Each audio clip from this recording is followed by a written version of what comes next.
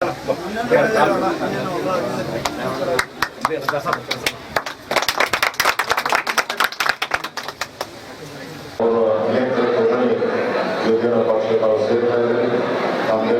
ಪಕ್ಷಕ್ಕೆ ಸ್ವಾಗತವನ್ನು ಬಯಸುತ್ತಾ ಸೇರ್ಪಡೆಯಾಗಬೇಕು ಅಂತ ಹೇಳಿ ವಿನಂತಿ. ಜಾತ್ಯತೀತ ಜನತಾ ಪಕ್ಷದ ತತ್ವಗಳಿಗೆ ಮೆಚ್ಚಿ ಸಾಧಿ ಸಾರ್ ಮತ್ತು ಅವರ ಸ್ನೇಹಿತರು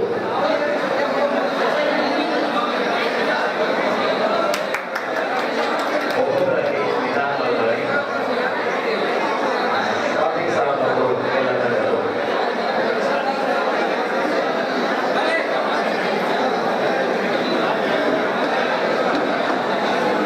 ಅವರು ಜಾತ್ಯತೀತ ವ್ಯಕ್ತಿ ಅಂತ ಹೇಳೋದಕ್ಕೆ ನಾನು ಮೊದಲು ಇಚ್ಛೆಪಡ್ತೇನೆ.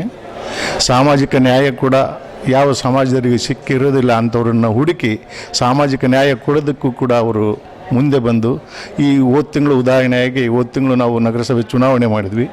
ಆ ಚುನಾವಣೆಯಲ್ಲಿ ಯಾವ ಸಮಾಜದವರಿಗೆ ಅವಕಾಶ ಸಿಕ್ಕಿರಲಿಲ್ಲ. 65 ವರ್ಷದಿಂದ ನಗರಸಭೆ ಸದಸ್ಯರಾಗಿ ಯಾರೂ ಆಯ್ಕೆ ಆಗಿರಲಿಲ್ಲ ಅಂಥ ಸಮಾಜಗಳನ್ನು ಗುರುತಿಸಿ ಬಹಳ ಸಮಾಜದವರಿಗೂ ಕೂಡ ಈ ಸರಿ ಅಂಥ ಅವಕಾಶ ಕೊಟ್ಟು ಎಲ್ಲರನ್ನೂ ನಗರಸಭಾ ಸದಸ್ಯರನ್ನಾಗಿ ಮಾಡಿ ಒಂದು ವೈಯಕ್ತಿಕವಾಗಿ ತಮ್ಮ ವರ್ಚಸ್ಸನ್ನು ತೋರಿಸ್ಕೊಟ್ಟಿದ್ದಾರೆ. ನಾನು ಜಾತ್ಯತೀತ ವ್ಯಕ್ತಿ ಅಂತೇಳಿ ಇವತ್ತು ಗುರುತಿಸ್ಕೊಂಡಿದ್ದಾರೆ ಅಂತ ಹೇಳೋದಕ್ಕೆ ನಾನು ಇಚ್ಛೆ ಪಡ್ತೀನಿ. ಇಕ್ಬಾಲ್ ಅನ್ಸಾರಿ ಇದು ನನಗನ್ನಿಸಿದ ಮಟ್ಟಿಗೆ ಬಹುಶಃ ವ್ಯಕ್ತಿಯ ಹೆಸರು ಮಾತ್ರ ಅಲ್ಲ, ಇದು ಒಂದು ಶಕ್ತಿಯ ಹೆಸರು ಅಂದ್ಕೊಂಡಿದ್ದೀವಿ ನಾವು ಈ ಭಾಗದ ಜನ.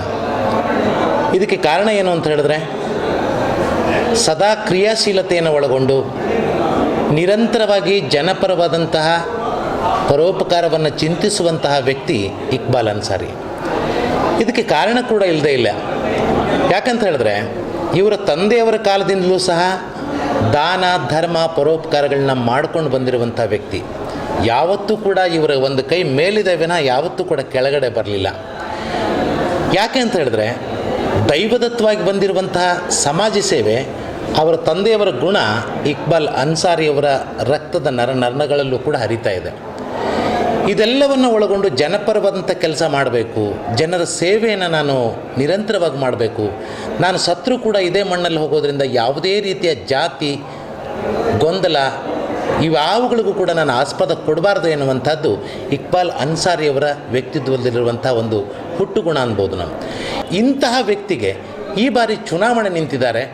ಇವರು ಯಾವತ್ತೂ ಬೇಡಿಲ್ಲ, ಮತ ಬೇಡ್ತಿದ್ದಾರೆ. ಇವತ್ತು ಕೊಟ್ಟಂಥ ಕೈಗಳು ಮತವನ್ನು ಬೇಡ್ತಾ ಇವೆ. ಯಾಕೆ ಅಂತ ಹೇಳಿದ್ರೆ, ಅದು ಅಭಿವೃದ್ಧಿಯ ಕೆಲಸಗಳಿಗಾಗಿ ಮತ್ತು ಜನರ ಸೇವೆಗಾಗಿ. ಅದನ್ನು ನಾವು ಮನಗಾಣಬೇಕು. ಇಕ್ಬಾಲ್ ಅನ್ಸಾರಿ ಒಬ್ಬ ಜಾತ್ಯತೀತ ವ್ಯಕ್ತಿ, ಜೊತೆಗೆ ಪರೋಪಕಾರ ವ್ಯಕ್ತಿತ್ವವನ್ನು ಹೊಂದಿರುವಂತಹ ಬಹುಮುಖ ಪ್ರತಿಭೆಯ ವ್ಯಕ್ತಿತ್ವ. ವಿಧಾನಸಭೆಯಲ್ಲಿ ನಮ್ಮ ಭಾಗಕ್ಕೆ ಬೇಕಾದಂತಹ ಈ ಒಂದು ಜನಪರವಂಥ ಕಾರ್ಯಗಳಿಗೆ ಬೇಕಾದಂಥ ದುಡ್ಡನ್ನು ಜಗಳ ಮಾಡಿ ತೊಗೊಂಡು ಬರ್ತಾಯಿದ್ರು. ಜಗಳ ಮಾಡಬೇಕಾದ್ರೂ ಕೂಡ ಒಂದು ಶಕ್ತಿ ಬೇಕು. ಅದಕ್ಕೂ ಕೂಡ ಅದು ಗುಣಾತ್ಮಕವಾದಂಥ ಜಗಳ ಮಾಡಿ ಸರ್ಕಾರದಿಂದ ಕೋಟಿಗಟ್ಟಲೆ ಹಣವನ್ನು ತಗೊಂಡು ಬಂದು ಇಲ್ಲಿ ಅಭಿವೃದ್ಧಿ ಕಾರ್ಯಗಳಿಗಾಗಿ ವಿನಿಯೋಗಿಸಿದರು. ನಮ್ಮ ಮತ್ತು ಈ ಭಾಗದ ಜನರ ಉತ್ತಮವಾದಂಥ ಒಂದು ಧ್ವನಿಯಾದರು. ಅಂಥ ಒಂದು ಸಹೃದಯ, ಸರಳ ಮತ್ತು ಸಜ್ಜನಿಕೆಯ ಸಾಕಾರ ಮೂರ್ತಿ ಈ ಇಕ್ಬಾಲ್ ಅನ್ಸಾರಿ ಅವರು ಅಂತ ಹೇಳಿದ್ರೆ ಯಾವ ತಪ್ಪು ಇಲ್ಲ ಅನಿಸ್ಬೋದು. ಗಂಗಾವತಿ ವಿಧಾನಸಭಾ ಕ್ಷೇತ್ರ ಬಹಳ ಒಂದು ಪೊಟೆನ್ಷಿಯಲ್ ಇರ್ತಕ್ಕಂಥ ಒಂದು ಕ್ಷೇತ್ರ. ಈ ಕ್ಷೇತ್ರದಲ್ಲಿ ಭಾಳಷ್ಟು ಮೊಬೈಲ್ಗಳು ಇದ್ದಾವೆ. ಈ ಕ್ಷೇತ್ರಕ್ಕೆ ಏನಪ್ಪ ಅಂದರೆ, ಭಾಳ ವರ್ಷಗಳಿಂದ ಸ್ವತಂತ್ರ ಆದಾಗಲಿಂದ ಹಿಡಿದು 2004ನೇ ಇಸ್ವಿ ಹಿಂದುವರೆಗೆ ನಿರ್ಲಕ್ಷ್ಯಕ್ಕೆ ಒಳಗಾಗಿತ್ತು. ಯಾವುದೇ ಸರ್ಕಾರದ ಯೋಜನೆಗಳು ಬರಲಾರದೆ ಈ ಭಾಗ ಬೌದ್ಧಿಕವಾಗಿ ಆಗಲಿ ಇನ್ನು ಸಾಮಾಜಿಕವಾಗಲಿ ಅಭಿವೃದ್ಧಿ ಹೊಂದಿದ್ದಿಲ್ಲ. 2004ನೇ ಇಸ್ವಿಯಲ್ಲಿ ಕುಮಾರಸ್ವಾಮಿಯವರ ಒಂದು ಮುಖ್ಯಮಂತ್ರಿ ಇರ್ತಕ್ಕಂಥ ಆಡಳಿತದ ಅವಧಿಯಲ್ಲಿ ನಾವುಗಳೇನು ಶಾಸಕರಾಗಿ ಸಚಿವರಾಗಿದ್ದೀವಿ. ಆ ಸಂದರ್ಭದಲ್ಲಿ ಕುಮಾರಸ್ವಾಮಿಯವರ ಸಹಕಾರದಿಂದ ಮತ್ತು ನಮ್ಮ ಈ ಭಾಗದಲ್ಲಿ ಇರ್ತಕ್ಕಂಥ ಅನೇಕ ಮುಖಂಡರ ಒಂದು ಸಲಹೆಗಳ ಮೇರೆಗೆ ಈ ಭಾಗದಲ್ಲಿ ಸಾಕಷ್ಟು ಸರ್ಕಾರದ ಯೋಜನೆಗಳು ತಂದು ನಾವು ಜನಗಳು ಮುಟ್ಟಿಸಿದಾಗ ಈ ಭಾಗ ಈಗ ಕರ್ನಾಟಕ ರಾಜ್ಯದ ಮ್ಯಾಪ್ನಲ್ಲಿ ಈಗ ಗುರುತಿಸಲ್ಪಟ್ಟಿದೆ. ತಾವು ಏನೇನು ಡೆವಲಪ್ಮೆಂಟ್ಸ್ ಮಾಡಿದೆ ಸರ್ ಅಂದಿನ ಕಾಲದಲ್ಲಿ? 2004ನೇ ಇಸ್ವಿಯಿಂದ 7ನೇ ಇಸ್ವಿವರೆಗೆ ನಮ್ಮ ಅವಧಿ ಏನಿತ್ತು, ಆ ಅವಧಿಯಲ್ಲಿ ಅನೇಕ ಯೋಜನೆಗಳು ತಂದಿದ್ವಿ. ಒಂದಂತೇಳಿ ಎರಡಂತೇಳಿ ಯೋಜನೆಗಳು ಇಲ್ಲ, ಹೆಸರು ಹೇಳ್ತಕ್ಕಂಥ ಒಂದು ಯೋಜನೆಗಳಿಲ್ಲ. ಸರ್ಕಾರದಲ್ಲಿ ಸಿಗ್ತಕ್ಕಂಥ ಎಲ್ಲ ಯೋಜನೆಗಳು, ಉದಾಹರಣೆಗೆ ಶಿಕ್ಷಣ ರಂಗದಲ್ಲಿ ಸಾಕಷ್ಟು ಏನಪ್ಪ ಅಂದರೆ ಗ್ರಾಮೀಣ ಭಾಗದಲ್ಲಿ ಇರ್ತಕ್ಕಂಥ ಮಹಿಳೆಯರಿಗೆ, ವಿದ್ಯಾರ್ಥಿನಿಯರಿಗೆ ಓದಲಿಕ್ಕೆ ಅನುಕೂಲ ಇಲ್ಲ ಅಂಥೇಳಿ ಹೈಸ್ಕೂಲ್ಗಳು ತಂದೀವಿ, ಡಿಗ್ರಿ ಕಾಲೇಜ್ಗಳು ತಂದೀವಿ, PU ಕಾಲೇಜ್ಗಳು ತಂದಿದ್ದೀವಿ. ವಿದ್ಯಾರ್ಥಿನಿಯರಿಗೆ ಎಲ್ಲರಿಗೆ ಸ್ಕಾಲರ್ಶಿಪ್ಗಳನ್ನು ನಾವು ಕೊಡಿಸಿದ್ದೀವಿ.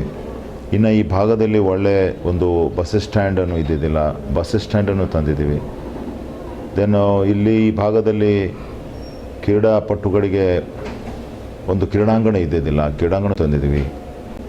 ಬ್ಲಡ್ಡಿನ ಯಾರಿಗಾದರೂ ರಕ್ತ ಕೊಡಬೇಕಂತ ಹೇಳಿದ್ರೆ ಭಾಳಷ್ಟು ಜನ ರೋಗಿಗಳು ಕಷ್ಟಪಡೋದನ್ನು ನೋಡಿ ಬ್ಲಡ್ ಬ್ಯಾಂಕು ಸಹಿತ ನಾವು ತಂದಿದ್ದೇವೆ. ಆಸ್ಪತ್ರೆಯಲ್ಲಿ ಸಾಕಷ್ಟು ಮೇಲ್ದರ್ಜೆಗೇರಿಸಿ ಅದಕ್ಕೆ ಒಳ್ಳೊಳ್ಳೆ ಇಕ್ವಿಪ್ಮೆಂಟ್ಸ್ಗಳನ್ನು ತಂದು ಈ ಭಾಗದ ಯಾರ ರೋಗಿಗಳಿಗೆ ಅನುಕೂಲ ಆಗುವಂತೆ ಮಾಡಿದ್ವಿ. ಇನ್ನು ನಡೆದಾಡಲಿಕ್ಕೆ ಒಂದು ಮೀಟರಷ್ಟು ಸಹಿತ ಇಲ್ಲಿ ನಮ್ಮ ಭಾಗದಲ್ಲಿ ಡಾಂಬರ್ ರಸ್ತೆ ಇದ್ದಿದ್ದಿಲ್ಲ. ಇಡೀ ಗಂಗಾವತಿ ನಗರದಲ್ಲಿ ಸಂಪೂರ್ಣವಾಗಿ ಮುಖ್ಯ ರಸ್ತೆಗಳು ಡಾಂಬರ್ ರಸ್ತೆ ಮಾಡಿದ್ದೀವಿ. ಓಣಿಗಳಲ್ಲಿ ನಡೆದಾಡಲಿಕ್ಕೆ ಬಡವರಿಗೆ ಏನಪ್ಪ ಅಂದರೆ ಹೋಗಲಿಕ್ಕೆ ಭಾಳ ಕಷ್ಟ ಇರ್ತಿತ್ತು. ಸ್ಲಮ್ಗಳಲ್ಲಿ ಎಲ್ಲ ಕಡೆ CC ರಸ್ತೆಗಳನ್ನು ಮಾಡಿದ್ವಿ, ಸಿಮೆಂಟ್ ರಸ್ತೆಗಳು ಮಾಡಿದ್ವಿ. ಸ್ಲಮ್ ಬೋರ್ಡ್ಲಿಂದ 7 ವಾರ್ಡ್ಗಳನ್ನು ತಗೊಂಡು ಸುಮಾರು ಅದರಲ್ಲಿ 9 ಕೋಟಿ ರೂಪಾಯಿ ಹಣ ತಂದು ಆ 7 ವಾರ್ಡನ್ನು ನಾವು ಸಂಪೂರ್ಣವಾಗಿ ಅಲ್ಲಿರ್ತಕ್ಕಂಥ ಮೌಲ್ಯ ಸೌಕರ್ಯಗಳೇನು ಕೊಡಬೇಕು ಕೊಟ್ಟು ಅಭಿವೃದ್ಧಿ ಮಾಡಿದ್ವಿ. ಅದೇ ಥರನಾಗಿ ರೈತರ ಬೆಳೆಗಳು ನಷ್ಟವಾದರೆ ಆ ನಷ್ಟಕ್ಕೂ ಸಹಿತ ಸರ್ಕಾರದಿಂದ ಪರಿಹಾರ ಕೊಡಿಸ್ತಕ್ಕಂಥ ಕೆಲಸ ಮಾಡಿದ್ವಿ. ಇನ್ನು ರೈತರು ಆತ್ಮಹತ್ಯೆ ಮಾಡ್ಕೊಂಡಿರ್ತಕ್ಕಂಥ ರೈತರಿಗೂ ಸಹಿತ ಸಂಪೂರ್ಣವಾಗಿ ಪರಿಹಾರ ಕೊಡಿಸಿದ್ವಿ. ಇನ್ನು ತೋಟಗಾರಿಕೆ ಇಲಾಖೆಯಿಂದ ಯಾರು ಬೆಳೆಗಳು ನಷ್ಟವಾಗಿದ್ದಾವೆ ಅವರೆಲ್ಲರೂ ಬೆಳೆಗಳಿಗೆ ನಾವು ಪರಿಹಾರ ಕೊಡ್ತಕ್ಕಂಥ ಕೆಲಸವನ್ನು ಸರ್ಕಾರದಿಂದ ಮಾಡಿದ್ವಿ. ಅದೇ ಥರನಾಗಿ ಮಹಿಳೆಯರಿಗೆ ಸಾಕಷ್ಟು ಜನರಿಗೆ ಏನಪ್ಪ ಅಂದರೆ ಇವತ್ತು ಪರಿಶಿಷ್ಟ ಜಾತಿ ಆಗಲಿ, ಪರಿಶಿಷ್ಟ ಪಂಗಡ ಆಗಲಿ, ಇವತ್ತು ಅಲ್ಪಸಂಖ್ಯಾತರಾಗಲಿ, ಇವ್ರುಗಳಿಗೆ ಆಯಾ ನಿಗಮದಿಂದ ಆಯಾ ಮಂಡಳಿಗಳಿಂದ ಅವರಿಗೆ ಭಾಳ ಕಡು ಬಡವರು ಇರ್ತಾರೆ, ಅವರು ಸ್ವಾವಲಂಬಿಗಳಾಗೋಕ್ಕೋಸ್ಕರ ಅಲ್ಲಿರ್ತಕ್ಕಂಥ ಎಲ್ಲ ಯೋಜನೆಗಳು ತಂದು ಅವರ ಮಡಿಲಿಗೆ ಹಾಕಿ ಅವರು ಸ್ವಾವಲಂಬಿಗಳಾಗಲಿ ಅಂಥೇಳಿ ಸಾಲದ ವ್ಯವಸ್ಥೆಗಳನ್ನು ಮಾಡಿದ್ವಿ. ಆಟೋಗಳನ್ನು ವಿತರಣೆ ಮಾಡ್ತಕ್ಕಂಥ ವ್ಯವಸ್ಥೆಗಳನ್ನು ಮಾಡಿ ಅವರಿಗೂ ಸಹಿತ ನೆಮ್ಮದಿ ವಾತಾವರಣ ಕಲ್ಪಿಸಿಕೊಟ್ಟಿದ್ವಿ. ಇನ್ನು ಸ್ವಸಹಾಯ ಗುಂಪುಗಳಿಗೆ ಸಹಿತ ಈ ಭಾಗದಲ್ಲಿ ಸರ್ಕಾರದಿಂದ ಸಿಗ್ತಕ್ಕಂಥ ಸಹಾಯಧನಗಳು ಏನಿದೆ ಅದನ್ನು ಸಹಿತ ಸಂಪೂರ್ಣವಾಗಿ ತಂದುಕೊಟ್ರು. ಹೀಗಾಗಿ ಪ್ರತಿಯೊಂದು ರಂಗದಲ್ಲಿ ನಾವು ಕೆಲಸ ಮಾಡಿದ್ವಿ. ಕೇವಲ 20 ತಿಂಗಳಲ್ಲಿ ಕುಮಾರಸ್ವಾಮಿ ಅವರು ಮುಖ್ಯಮಂತ್ರಿ ಇರ್ತಕ್ಕಂಥ ಅವಧಿಯಲ್ಲಿ ಸುಮಾರು 4 ಸಬ್ಸ್ಟೇಷನ್ಗಳು ನಾನು ತಂದೆ. ಇಲ್ಲಿ ಮಲ್ಲಾಪುರ ಹತ್ತಿರ ತಂದೆ, ಇನ್ನು ವೆಂಕಟಗಿರಿ ಹತ್ತಿರ ತಂದೆ, ಭಾಳಷ್ಟು ಕಡೆ ಏನಪ್ಪ ಅಂದರೆ ಸಬ್ಸ್ಟೇಷನ್ಗಳು ತಂದು ಆ ಪವರ್ ಸಪ್ಲೈ ಮಾಡ್ತಕ್ಕಂಥದ್ದು ಅನುಕೂಲತೆಯನ್ನು ನಾವು ಮಾಡಿಕೊಟ್ಟಿದ್ವಿ. ಹೀಗಾಗಿ ಇನ್ನು ಈ ಒಂದು ತುಂಗಭದ್ರಾದ ಒಂದು ಎಡದಂಡೆ ಕಾಲುವೆ ಏನಿದೆ ಆ ಸಂದರ್ಭದಲ್ಲಿ ಆ ತುಂಗಭದ್ರಾ ಎಡದಂಡೆ ಕಾಲುವೆ ಒಡೆದೋಗ್ತಿತ್ತು ಪದೇ ಪದೇ. ಅದು ಗಮನದಲ್ಲಿಟ್ಟುಕೊಂಡು ನಮ್ಮ ಅವಧಿಯಲ್ಲಿ ಸುಮಾರು 300 ಕೋಟಿ ರೂಪಾಯಿ ನಾವು ಬಿಡುಗಡೆ ಮಾಡಿ ಆ ಹಂತವಾಗಿ 50 ಕೋಟಿ 70 ಕೋಟಿ ಈ ರೀತಿ ಕೆಲಸಗಳನ್ನು ತಗೊಂಡು ಆ ಒಂದು ಕಾಲುವೆಗೆ ಸಹಿತ ಏನಪ್ಪ ಅಂದರೆ, ಯಾಕಂದರೆ ಇಲ್ಲಿಂದ 0 ಮೈಲಿಂದ ಹಿಡಿದು ಯರ್ಮರಸ್ವರೆಗೆ, ರಾಯಚೂರು ಜಿಲ್ಲೆಯ ಯರ್ಮರಸ್ವರೆಗೆ ಆ ನೀರನ್ನು ಮುಟ್ಟುತ್ತದೆ. ಅಲ್ಲಿರ್ತಕ್ಕಂಥ ಎಲ್ಲ ರೈತರಿಗೆ ಸಮರ್ಪಕವಾಗಿ ನೀರು ಸಿಗಬೇಕಂತೇಳಿ ರೈತರ ಒಂದು ಹಿತವು ಸಹಿತ ಕಾಪಾಡಲಿಕ್ಕೆ ನಾವು ಪ್ರಯತ್ನ ಮಾಡಿದ್ವಿ. ಮುಂದೆ ಮಾಡಬೇಕಾಗಿರ್ತಕ್ಕಂಥ ಕೆಲಸಗಳು ಸಹಿತ ಹೊಸ ಸಮಸ್ಯೆಗಳು ಈಗೇನು ಸೃಷ್ಟಿಯಾಗಿದ್ದಾವೆ ಅದನ್ನೆಲ್ಲವನ್ನೂ ನಾವೇನಪ್ಪ ಅಂದರೆ ಈಗಾಗಲೇ ಗಮನದಲ್ಲಿ ಇಟ್ಟುಕೊಂಡು ನಾವು ಈಗಾಗಲೇ ಒಂದು ಜನಗಳಿಗೆ ವಿಶ್ವಾಸವನ್ನು ಕೊಡಿಸ್ತಾ ಬಂದಿದ್ದೇವೆ. ಮೊದಲನೇದಾಗಿ ನಮ್ಮ ಈ ನಗರ ಭಾಗದಲ್ಲಿ ಗಂಗಾವತಿ ವಿಧಾನಸಭಾ ಕ್ಷೇತ್ರದ ನಗರ ಭಾಗದಲ್ಲಿ 31 ವಾರ್ಡ್ಗಳು ಇದ್ದಾವೆ. ನಗರ ಭಾಗದಲ್ಲಿ ಜನತಾ ಮನೆಗಳು ಬಡವರಿಗೆ ಇಲ್ಲಿವರೆಗೆ ವಿತರಣೆ ಮಾಡೋಕ್ಕಾಗಲಿಲ್ಲ. ಗ್ರಾಮೀಣ ಭಾಗದಲ್ಲಿ ಗ್ರಾಮ ಪಂಚಾಯಿತಿ ಮುಖಾಂತರ ಬಡವರಿಗೆ ಮನೆಗಳು ಸಿಗ್ತವೆ ಪ್ರತಿ ವರ್ಷ. ಆದರೆ ನಗರ ಭಾಗದಲ್ಲಿ ಇರ್ತಕ್ಕಂಥ ಬಡವರಿಗೆ ಮನೆಗಳು ಸಿಕ್ಕುವಂಥ ಒಂದು ಸನ್ನಿವೇಶ ಒದಗಿಸಿ ಬಂದಿಲ್ಲ.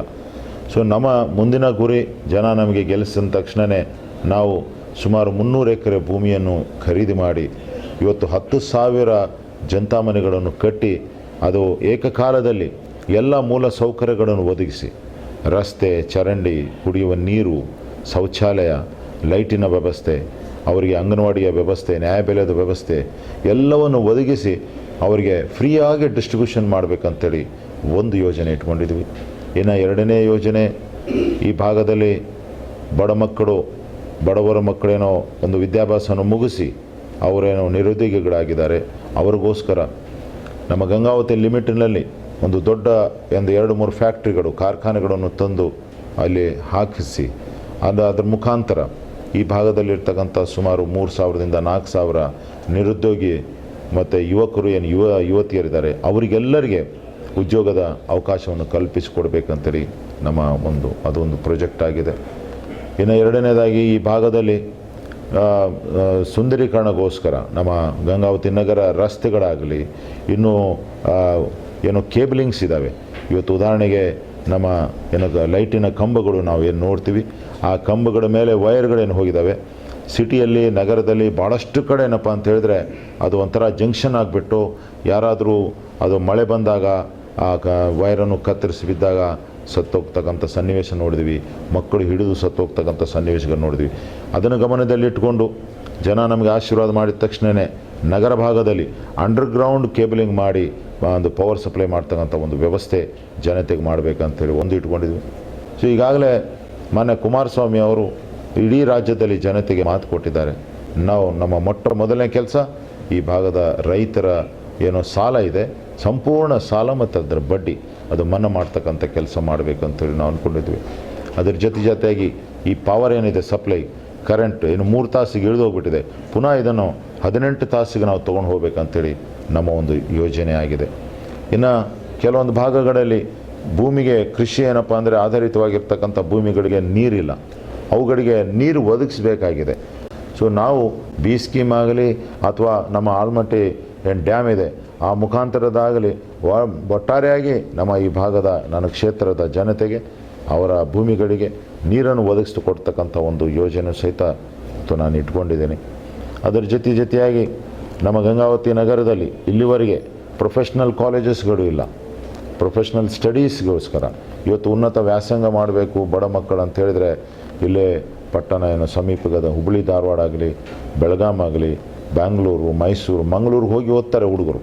ಅದನ್ನು ತಪ್ಪಿಸೋ ದೃಷ್ಟಿ ಇಟ್ಕೊಂಡು ಸರ್ಕಾರಿ ಸ್ವಾಮ್ಯದ ಶಿಕ್ಷಣ ಸಂಸ್ಥೆಗಳು ಇಂಜಿನಿಯರಿಂಗ್ ಆಗಲಿ ಮೆಡಿಕಲ್ ಆಗಲಿ ಪಾಲಿಟೆಕ್ನಿಕ್ ಕಾಲೇಜ್ಗಳು ಎಲ್ಲವನ್ನು ತಂದು ಇಲ್ಲೇ ಗಂಗಾವತಿಯಲ್ಲಿ ಇಟ್ಟರೆ ಅವರು ಒಂದು ತಂದೆ ತಾಯಿಯ ಮನೆಯಲ್ಲಿ ಇದ್ದೇ ಆ ಒಂದು ವಿದ್ಯಾಭ್ಯಾಸವನ್ನು ಮುಗಿಸಿ ಆ ಒಂದು ಇಂಜಿನಿಯರಿಂಗ್ ಆಗ್ಬೋದು ಡಾಕ್ಟ್ರುಗಳಾಗ್ಬೋದು ಇದ್ದು ಊರಲ್ಲಿ ಅಂತ. ಇದರ ಜೊತೆಯಾಗಿ ಅನೇಕ ಕೆಲಸಗಳನ್ನು ನಾವು ಒಂದಂತೇಳಿ ಅಲ್ಲ ಎಲ್ಲ ಕೆಲಸಗಳನ್ನು ಮಾಡ್ತಾ ಏನೋ ಮೇಜರ್ ಏನೋ ನಮ್ಮ ಪಾಯಿಂಟ್ ಪ್ರಾಜೆಕ್ಟ್ಸ್ಗಳು ಇದಾಗಿದ್ದಾವೆ. ನಾನು ನಮ್ಮ ಗಂಗಾವತಿ ವಿಧಾನಸಭಾ ಕ್ಷೇತ್ರದ ಮತದಾರ ಬಾಂಧವರಲ್ಲಿ ತಮ್ಮ ಮಾಧ್ಯಮದ ಮುಖಾಂತರ ಅವ್ರಿಗೆ ಹೇಳಲಿಕ್ಕೆ ಏನು ಬಯಸ್ತಾ ಇದ್ದೀನಿ ಅಂದರೆ, ನಮ್ಮ ರಾಷ್ಟ್ರ ಜಾತ್ಯತೀತ ರಾಷ್ಟ್ರ. ಚುನಾವಣೆಗಳಲ್ಲಿ ಅರ್ಹತೆ ಇರಲಾರ್ದಂಥ ವ್ಯಕ್ತಿಗಳು ಸ್ಪರ್ಧೆ ಮಾಡಿ ಜಾತಿಯ ನೆರಳಿನಲ್ಲಿ ರಾಜಕೀಯ ಮಾಡ್ತಕ್ಕಂಥ ವ್ಯಕ್ತಿಗಳಿಗೆ ದಯಮಾಡಿ ನಿಮ್ಮ ಅಧಿಕಾರವನ್ನು ಅವರಿಗೆ ಕೊಡಬೇಡಿ. ನಿಮ್ಮ ಅಧಿಕಾರಕ್ಕೆ ಬಹಳ ಮೌಲ್ಯ ಇರುತ್ತದೆ.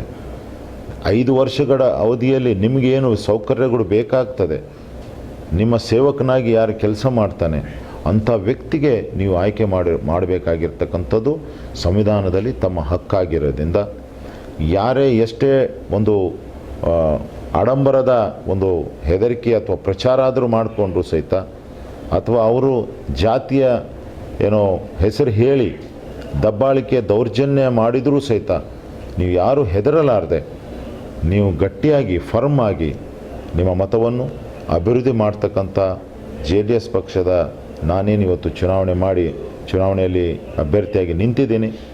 ದಯಮಾಡಿ ತಮ್ಮ ಮತವನ್ನು ನನಗೆ ನೀವು ಆಶೀರ್ವಾದದ ರೂಪದಲ್ಲಿ ಕೊಡಿ. ನಿಮ್ಮ ಎಲ್ಲ ಅಭಿವೃದ್ಧಿ ಕಾರ್ಯ ಕೆಲಸಗಳು ಮಾಡ್ತೀನಿ ಅಂತೇಳಿ ಈ ಸಂದರ್ಭದಲ್ಲಿ ಹೇಳಲಿಕ್ಕೆ ಬಯಸ್ತಾ ಇದ್ದೇನೆ.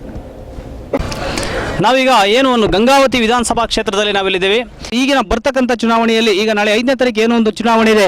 ಈ ಚುನಾವಣೆಯಲ್ಲಿ ವಿಜಯ ಮಲೆ ಯಾರಿಗೆ ಬೀಳುತ್ತೆ ಅನ್ನೋದ್ರ ಬಗ್ಗೆ ಇಲ್ಲಿನ ಇದೇ ಗಂಗಾವತಿ ಮತಕ್ಷೇತ್ರದ ಆಂಜಿನಪುರ ಈಗ ನಮ್ಮೊಂದಿಗಿದ್ದಾರೆ. ಇವ್ರನ್ನೇ ಕೇಳೋಣ, ಇಲ್ಲಿ ಯಾವ ರೀತಿಯ ಒಂದು ಈಗ ಒಂದು ಎಲೆಕ್ಷನ್ ನಡೀತಾ ಇದೆ. ಯಾಕೆಂದರೆ ಇಲ್ಲಿ ತುಂಬ ಹಣಾಹಣಿ ಇರೋದ್ರಿಂದ ಈ ಒಂದು ಕ್ಷೇತ್ರದಲ್ಲಿ 3 ಪಕ್ಷದವರಿಗೆ ತುಂಬ ಹಣಾಹಣಿ ಇರೋದ್ರಿಂದ ಇಲ್ಲಿನ ಮತದಾರ ಯಾರ ಕೊರಳಿಗೆ ವಿಜಯ ಮಾಲೆಯನ್ನು ಹಾಕ್ತಾರೆ, ಯಾರ ಮನೆಗೆ ವಿಜಯಲಕ್ಷ್ಮಿ ಹೋಗ್ತಾಳೆ ಅನ್ನೋದನ್ನ ಇಲ್ಲಿನೇ ಕೇಳೋಣ.